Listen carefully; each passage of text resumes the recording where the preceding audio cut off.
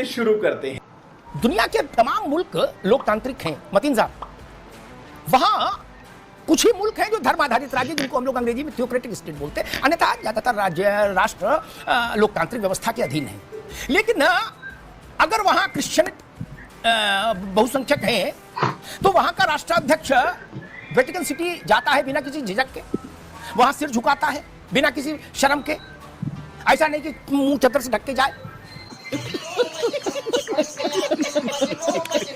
अंधेरे में जाए। ये समस्या भारत में क्यों रही कि अयोध्या नहीं जाएगा प्रधानमंत्री जो बनेगा, और प्रधानमंत्री की जिठानी की देखा देखी देवरानी भी बोले प्रधानमंत्री नहीं जा रहे तो मुख्यमंत्री भी नहीं जाएंगे हमारे डर के, बोले आप विश्वेश्वर महादेव भी नहीं जाएंगे, काशी विश्वनाथ तक ठीक है, विश्वेश्वर महादेव उधर नहीं झांकना, बोले अच्छा, अब बोले जन्मभूमि मथुरा तो कतई नहीं जाओगे। मतीन खान साहब ये बात कुछ समझ नहीं आती, क्यों है ऐसा? ऐसा इसलिए है कि वहाँ लोग जाते हैं, वहाँ अमिताभ अग्निहोत्री जैसे लोग उनका प्रचार प्रसार नहीं करते हैं, पहली बात। अब दूसरी बात देखिए यह है कि प्रधानमंत्री जहाँ पे जो भी काम करना करते हैं उस काम से सबसे पहले बात ये सोचना चाहिए कि देश हित में कितना बड़ा फायदा हो रहा है जी, देश में क्या इन्वेस्टमेंट आ रहा है, देश में क्या तरक्की हो रही है, देश भुखमरी से कैसे निकल रहा है, ये सब चीजें होती हैं प्राइम मिनिस्टर की पोस्ट। प्राइम मिनिस्टर की पोस्ट इसलिए आप बताइए इससे क्या फायदा होना जा रहा है भारत सरकार को उनके इस विजिट से? भाई सारे सबके धार्मिक इश्यूज है, मैं भी अपने धर्म स्थल जाता हूँ, आप भी जाते होंगे, सारे लोग जाए, मगर उसको पॉलिटिसाइज करके जिस तरह से as a prime minister post किया जा रहा है, एज ए प्राइम मिनिस्टर दर्शाया जा रहा है, उससे भारत का कितना बड़ा फायदा होने वाला है ये बता दीजिए अमिताभ अग्निहोत्री जी। आपने अपनी बात रख ली, ठीक, अब मैं बता देता हूँ। नमस्कार दोस्तों, मैं हूं सुनील और आप देख रहे हैं क्विक रिएक्शंस। क्विक रिएक्शंस में आप सबका एक बार फिर से स्वागत है। आज का वीडियो होगा विशाल अग्निहोत्री और एक मौलाना जो कि है फुल्ली रेडिकलाइज्ड, और इसको आज सिखाया गया है कि सेक्युलरिज्म का मतलब क्या है। कांग्रेसियों ने जिस तरह का सेक्युलरिज्म दिखाया और बीजेपी वालों ने किस तरह से सेक्युलरिज्म को बचा के रखा है, चलिए देखते हैं और मज़ा लेते हैं। और इस मुल्ला को क्या सिखाया गया आप लोगों ने देखना चाहिए और मज़ा लेना चाहिए। चलिए वीडियो देखते हैं, वीडियो फुल वॉच करिए, मज़ा मिलेगा। नेहरू जी से लेके और मनमोहन सिंह तक सरकारी पैसे से सरकारी निवास में, जो चीज आप भी सुन लेना, रोजा इफ्तार होता था, उससे भारत को कितना लाभ हुआ ये आज तक किसी ने श्वेत पत्र जारी नहीं किया। पैसा तो मेरा गया, प्रधानमंत्री अपनी तनख्वाह से किया। वाह, राष्ट्रपति, अरे रुकिए रुकिए भाई, आप तो दूर से देखे होंगे, मैं जाके अटेंड करके बोल रहा हूं, ठीक है ना? कितना लाभ हुआ देश को? अरे रुको भाई, कितनी नौकरी बढ़ी उससे, रोजा इफ्तार से, कितने लाख रोजगार बढ़े, कितने हजार किलोमीटर सड़कें बन गई रोजा इफ्तार करने से, आज तक नहीं बताया किसी ने।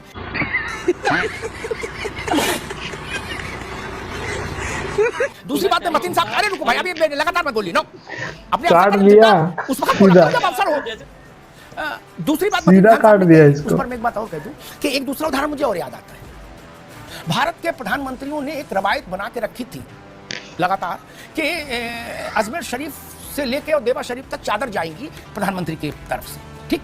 उससे देश को कितने कृषि में लाभ हुआ, मछली पालन में लाभ हुआ, मुर्गी पालन में लाभ हुआ, नौकरी में लाभ हुआ, सड़कें बनी, डिफेंस मजबूत हुआ चादर भेजने से। ये बड़ा सवाल है ना? नहीं,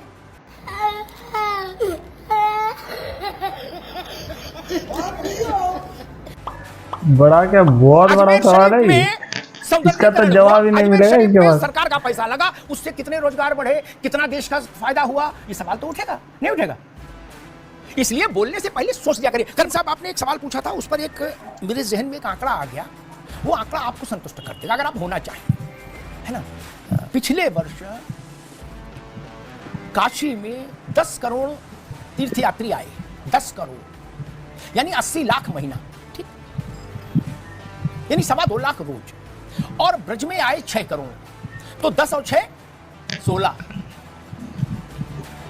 100 ताजमहल मिला के भी 16 करोड़ यात्रियों को आकर्षित नहीं कर सकते। 100 ताजमहल, ठीक, जो सबसे बड़ा प्रतीक था हमारा। गोवा जो भारत का सबसे बड़ा डेस्टिनेशन है टूरिज्म का, जो चीज आप तो प्रोफेसर हो, आपको तो समझ में आई जाएगी बात, उसमें आए 2.25 करोड़, क्या? यानी गोवा से 6 गुना ज्यादा। इससे रोजगार बढ़ता है, इससे लोगों को काम मिलता है, इससे विकास का पहिया घूमता है, इससे थाली में रोटी पहुंचती है। मतीन साहब, मुसलमान की थाली में भी इसी से रोटी पहुंच रही बनारस में, और हिंदू की भी। मतीन साहब, मैंने कहा कि आपको बता दूं तो आपको थोड़ा प्रसन्नता होगी, नहीं? हाँ, मैंने कहा जैसे ही मैंने एक बात कही, तो जिस तरह से भाजपा के प्रवक्ता और अमिताभ अग्निहोत्री जी को सबसे ज्यादा तकलीफ हुई। हाँ। मैं एक बात बता रहा हूँ, बात समझने की बात है। देखिए, आपने सारे प्रधानमंत्री को लाइन में खड़ा कर दिया। वो सेकुलर फैब्रिक को बचा रहे थे। वो नहीं चाहते थे कि आपसी मतभेद हो, वो नहीं चाहते थे कि दिलों में नफरतें बढ़े, वो नहीं चाहते थे कि अमन शांति को दागदार किया जाए। इसलिए वो इस तरह के कंट्रोवर्सी वाले इश्यूज में नहीं पड़े। बेसिक बात यह है कि वो शांति के प्रतीक थे।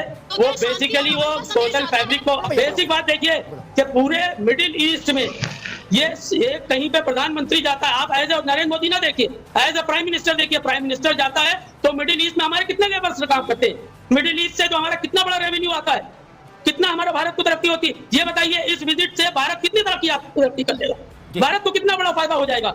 भारत की किसी को परवाह नहीं है, अपनी पॉलिटिकल पार्टी की परवाह है। अब रुकना होगा, आगे आवाज, अब चाहे आप कितनी नफरत पैदा हो जाए। अब आगे, अब अभी आवाज की आवाज नहीं जा रही, अब रुक जाओ। मैं हैरान हूं, कैसी सोच है।